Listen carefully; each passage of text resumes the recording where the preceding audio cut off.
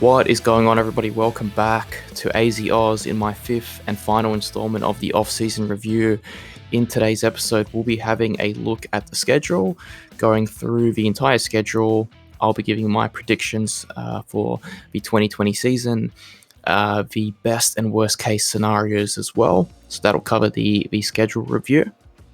And the second part of the video will be a review of the odds. I'll be going through and having a comparison of the 2019 odds and the 2020 odds to see whether the odds have increased, decreased, what the bookkeepers think of the Arizona Cardinals heading into the season. We'll do both team odds and individual player odds as well.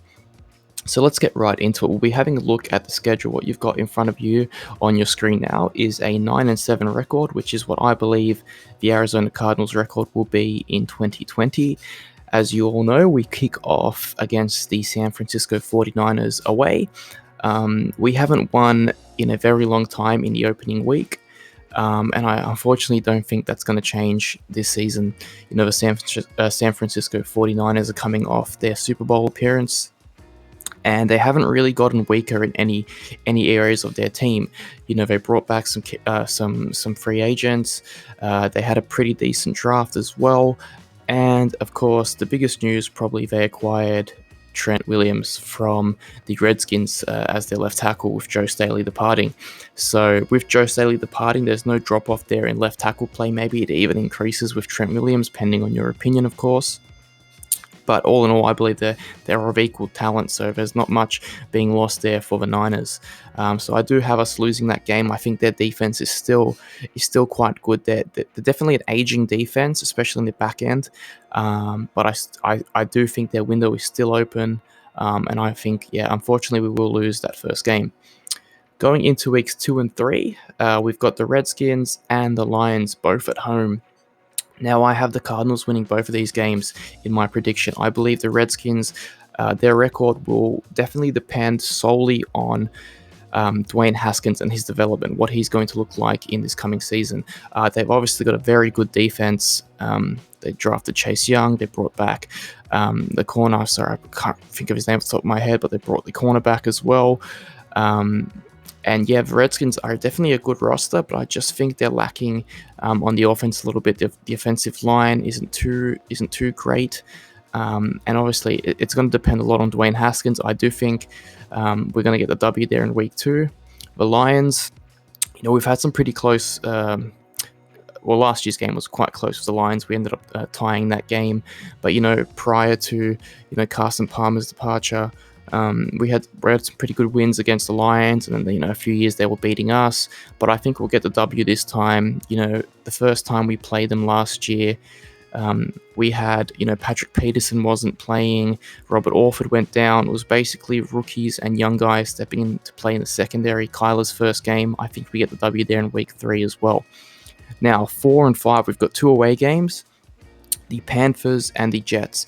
Yes, these are more East Coast games, which we've tended to lose these types of games traveling to the East Coast. But I do think the Panthers are in a rebuild mode. Their offense, they've got some good pieces there on offense, but Teddy Bridgewater, he performed in a Sean Payton offense with elite playmakers and elite players around him in New Orleans. They aren't the same players at Carolina. And I do think we will pull out the W there. We lost to the Panthers. Kyle Allen was on the center. A bit of an embarrassment, to be completely honest. They just ran away with that game. So I do think we'll get one back on them here, and we will win that game. The Jets, this is another tough game in New York, an East Coast away game. I do think we get the win here just solely because the Jets' offensive line, there's no chemistry there yet. There are some rookies starting that will probably start for the Jets on their offensive line as well. And the key factor as well is they don't really have a pass rusher. They don't have anyone to get after the quarterback. Maybe Quinnen Williams develops in year 2, but on the edges, they haven't really got anybody. They did draft Jabari Zuniga from Florida, but I don't think he's going to make a year 1 impact that they're really expecting or hoping. So I do believe we'll beat the Jets, and also the whole Jamal Adams saga that's currently going on. I do think we get the W there against the Jets as well. Now, heading back to Texas, Kyler and Cliff heading back to Texas against the Dallas Cowboys. I've given us a loss here. I know it's a big stage, the lights are bright, but I just think this Cowboys team is primed to make a Super Bowl run. Dak Prescott is yet to sign a deal at the time of me recording this, and he wants to get paid. He's got some pretty woeful statistics against winning clubs, winning teams with good records, playoff contending teams. So it's definitely a prove it year for him to prove his haters wrong, that he can perform against big clubs and have a deep playoff run for the Cowboys. There'll be definitely a Super Bowl contender to watch this year. So I've got us losing to the Cowboys. Week 7, Seattle at home. It's funny with Seattle, actually. Their stadium is extremely difficult to play in, very loud and noisy, but we always tend to get a W in the past few years there in Seattle, and we lose at home. But I do think we're gonna split with Seattle, whether that's in week 7 or week 11 where we grab that W. But I do think we're going to split with Seattle. So either one there, I've just put week 7 just because of the tendency of us to win in Seattle and for us to lose at home against them. Then we've got a bye week in week 8. Pretty good time to have a bye week. Then we come back against the Dolphins at home. A lot of new pieces in that Dolphins defense. Whole team actually. And don't know who's going to be a starting quarterback at this point. Would be cool to see Josh Rosen go up against us again, but I don't think that's going to happen. Honestly, I've put us to win here, but it does depend on, especially if Ryan Fitzpatrick is starting. If he is starting and he's had a few hot weeks, he could be on the downturn and turn into Ryan Fitzpatrick, as we all know. Or he could have a few bad weeks, and then bam, Ryan Fitzpatrick has his hot and cold weeks. But I've given us a W there against the Dolphins. I think we match up better against them. I think Kyler is better than all 3 of the quarterbacks that they have on their roster, and I think we get the W there. And we've got Buffalo at home. Lucky this isn't an away game, or I would have given it an automatic loss. It's very tough to play in Buffalo, but it is at home. I just think the Bills are too strong of a roster at the moment. Unfortunately, I don't think we're going to get a W here against the Bills. I think they're also primed for a deep playoff run. Josh Allen, maturing. This is his year. They acquired Stephon Diggs. This is his year to really step up. He hasn't had a 300-yard game yet, which is quite surprising. But I do expect us to lose against the Bills. Like I said, I just think they're too strong at the moment. Their roster's too deep, too good, and they'll be making a deep AFC playoff run. So I've got us losing against the Bills. Now, like I said, Seahawks, I think I'm going to split with them either way, week 7 or 11, so we'll skip that game. The Patriots, I had us losing to the Patriots even if Cam Newton was not starting for them. But with the recent addition of Cam Newton, I think that we're going to take an L in New England at Gillette Stadium. I think Bill Belichick, he's very good against running quarterbacks and also young quarterbacks in their first or second year. And I think he'll have a defense ready. He'll have his defense ready to counter our offense. Well, not counter, but match up well against our offense. And I think the Patriots are being a little underrated going into this offseason. They had a very good secondary last year, the best in the league. So I do think we're going to take an L there in Gillette Stadium. It is an away game, East Coast game, and you've got to take into account the weather as well. Week 13, I've got us beating the Rams at home. I think we're 6-0 since Sean McVay has started as head coach against the Rams. They've lost a lot of pieces on defense. Their Super Bowl team has been Thanos. They've lost, I believe, half their starters from that Super Bowl team. It's not the same team. Their offensive line, they did not improve it in free agency or in the draft. Their first pick was a running back, which I don't agree with. No disrespect to Cam Akers. I think he's a good player. But with a roster that has so many holes, you can't be taking a running back with your first pick. I think we will finally get our first win against Sean McVay, week 13. We played them very close in the final week. We went, I think it was just a 7-point game. We ended up losing in the end. But I do think we'll finally break that streak and get a win against the Rams. Week 14 against the New York Giants in New York at MetLife Stadium. We could lose this game just because it is another East Coast game and weather pending, late in the season. But I just think the Giants, I don't think they're there yet. They've got they've got definitely some young pieces that will be good in the future, but I just don't think at the moment they're that much of a contending team. They'll probably be a top 5 draft pick again. I do think the quarterback differential is a lot larger than people think, between Kyler and Daniel Jones. A lot of people were saying Daniel Jones, they'd take Daniel Jones over Kyler at the start of the season, a few weeks into the season. I completely disagree, but everybody's entitled to their own opinion. I think we get the W against the Giants. Last year Kyler didn't even have to do anything for us to beat them. It was all the run game. Chase Edmonds, 3 touchdowns, I believe, against the Giants. And Kyler didn't even have to throw the ball. It was our run game and our defense that won us that game. And even in that game, there was the first touchdown I believe the Giants scored. Buda Baker sort of hesitated. If he had just pounced on that ball, that would have been an interception. And there was if you guys had tuned into the big, I think it was a 40-minute special of the flight plan episode 1 for the 2020 season. It showed a film review with Cliff Kingsbury, and he showed Kyler, running a draw play against the Giants where he could have taken it. He had 2 lead blockers as well. He could have taken it up the left, to the left side, and either gotten a first down, extended the drive, or I believe he would have scored a touchdown, because if you go back and watch that clip, you saw he had plenty of room in front of him to go and put it in the end zone. So I think that game, we could have won by a lot more. Like I said, Kyler didn't have to do much the first meeting, and I think we get the W there against the Giants. Week 15, Philadelphia Eagles at home. I think Philly, pending if they stay healthy, are a very, very good team. Carson Wentz, I believe, is a top 10. You could maybe even make a case for him to be a top 5 quarterback in the league, especially what he did in the final 4 games of the season, where he was throwing to basically undrafted free agents, just putting up incredible numbers, incredible throws. So I do think we lose this game against Philly. Obviously, pending health, the Eagles have been getting banged up quite a lot in the past few years. So if they are healthy, I believe we lose this game. But I'll go into a bit more detail about the health concerns when I do my best outcome for the record. Week 16, I think we lose again to the Niners. I know we played them close twice last year, but I just still think this team, especially going in to the later end of the season, where they'll be pushing for that playoff spot, maybe even a number 1 seed, which is more important now with the additional team added. So I think we lose again to the Niners. Probably another close game. But Kyle Shanahan, he's a mad genius. They'll have their players healthy. They've got a few wide receivers that have incurred foot injuries. So, they'll be back as well, such as Deebo Samuel and Richie James. So, yeah, unfortunately, we will, I believe, go 0-2 against the Niners.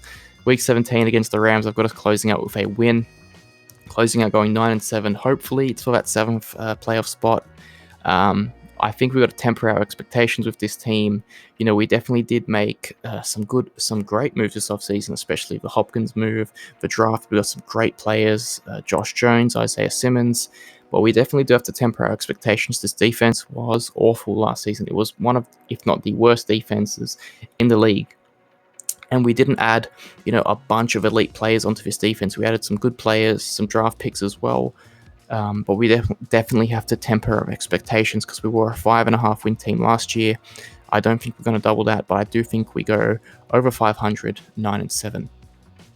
In terms of worst case scenario, I've got us going 6-10. You can see I've put losses to the Jets, losses, to the Rams again in week 17. And where else? I've put us losing twice to the Seahawks as well, sorry. I think this, we definitely did improve, but this is a worst case scenario. Like I said, we've got to temper our expectations. We could lose twice to the Seahawks, they pending as well if they sign a pass rusher. If they sign Everson Griffin or Jadeveon Clowney, there's a good chance, Russell Wilson being, in my opinion, the best quarterback in the league. DK Metcalf year 2, Tyler Lockett, Chris Carson coming back healthy. They're a good team that definitely had some small improvements to their offensive line as well, but much needed improvements. Their offensive line will be better than last year, not elite, but better than last year. So I could see us losing twice to the Seahawks as well, splitting with the Rams, and again losing twice to the Niners. I've got us losing to the Jets as well, just because it is, like I said, an East Coast game. The team's probably going to stay out there for 2 weeks when we play the Panthers and the Jets. But if the Jets do turn on a home game for the Jets, we could lose that game as well. I could see us losing that game as well. So I've got worst case scenario 6-10, and best case scenario 11 wins. Now, I don't think this is going to happen, but this is a best case scenario. I've got us, going 5-0, which would be awesome, awesome, awesome, but I just don't think it's going to happen. Like I said, it is a best case scenario, 11-5. The wins there, I've switched us going 2-0 against the Rams, 1-1 with the Hawks, and 1-1 with the Niners there. Closing out with a win, like I said, against the Rams. That end part, we go on a nice little run, a 3-1 run. But like I said, I do think we'll be an 8-8, 9-7 team. I think we're one off season away. We're just one off season away from being a real contender. But it is an exciting time to be a Cardinals fan. Don't get too discouraged with my 9-7 prediction. 9-7, 8-8. It's improvement. It's year 2 of Kyler and Cliff. We'll add more pieces onto the team in free agency and the draft next year, and we'll continue to improve. This is just the beginning. It's only year 2, so we've got a lot to look forward to into the future of our team. Please do comment what you think our record will be down below. Now, let's move into the odds. As you can see from last year, our win total has increased by 2. And our playoff odds have definitely increased. You can see there on the screen, ×4 and ×7 in both regards to the yes and no of making the playoffs, which is a testament to not only the coaching staff, but the improvement of this team. We can see that just by the odds, we're much more, even the odd makers believe we're a much improved team. I'm sure fans also would agree with that as well. So that's something really interesting to keep an eye on as well. I won't touch too much on it. I'm not going to give, bet advice or, tell you to go and bet on the under and over. I've given my prediction. If you're going to go and gamble and bet, please do so responsibly. But as you can see there, an improvement on all 3 odds in terms of total wins, winning the NFC West, and playoff odds. Unfortunately, we are still 4th in terms of odds to win the NFC West, but standard, I guess. I do think maybe we finish with a better record than the Rams, but unfortunately, I just can't see us having a better record than the Seahawks and Niners if they continue to stay healthy as well. And a quick little look at the offensive and defensive rookie of the year odds. 2019, we had Kyler and Hakeem Butler. Kyler being the favorite, Hakeem Butler being ranked 14th. Kyler obviously winning and deserving to win that award. 2020, we've got no one, only drafted Eno Benjamin, and there hasn't been a 7th round pick to win that award. So probably won't be, especially being a 3rd string running back, he's probably not going to win that award. 2019, Byron Murphy was 12th. 2020, Isaiah Simmons is ranked 2nd, and he does definitely have a chance to win that award. So something really interesting to keep an eye on, but it's probably going to be Chase Young, but something definitely to keep an eye on. And it also encouraging to know that Isaiah Simmons ranked 2nd there. And just having a look at the offensive player of the year odds and defensive player of the year odds last year, 2019, we didn't have anybody ranked in that the top 10 there in odds. 2020, we've got Kyler in 11th and DeAndre Nuke Hopkins at 16th, which is encouraging to see. Nuke Hopkins also didn't make the top part of that list last year either, which was surprising to see. Defensive player of the year odds, Chandler Jones, the only player from 2019 and both 2020, ranking still the same, odds pretty much still the same. Continues to get disrespected. One of the best pass rushers in the league for sure. No Buda Baker either, which is a bit odd. I would have probably assumed he would have been somewhere there, but unfortunately he's not on there, especially being on a contract year and all. Moving on to the MVP odds. Last year, Kyler and David Johnson were both there.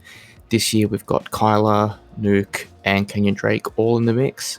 Passing leader, Kyle has gone from being 16th last year to 9th this year, and much improved odds. Receiving yards leaders, last year we didn't have anybody on the team ranked. This year we've got DeAndre Hopkins, third behind Michael Thomas and Julio Jones. And rushing yard leaders, we've got Kenyon Drake this year 11th. David Johnson last year was ranked 11th as well, but better odds this year for the Kenyon Drake rushing leader statistics. And that about wraps it up. Thank you so much for watching. Once again, this is the final episode of the offseason review. Please do check out the other 4 episodes if you enjoyed this one. Please drop a comment with your thoughts in relation to the record, what you think will go this season. Also, if you think any of the Cardinals players will win any of the individual awards as well, listed in the odds. And until next time, I've got the next video coming out. We'll be going over the top free agents still available and which free agents the Cardinals could target to add just before the season starts. So once again, thank you so much for watching, and until next time, I guess, please do take care.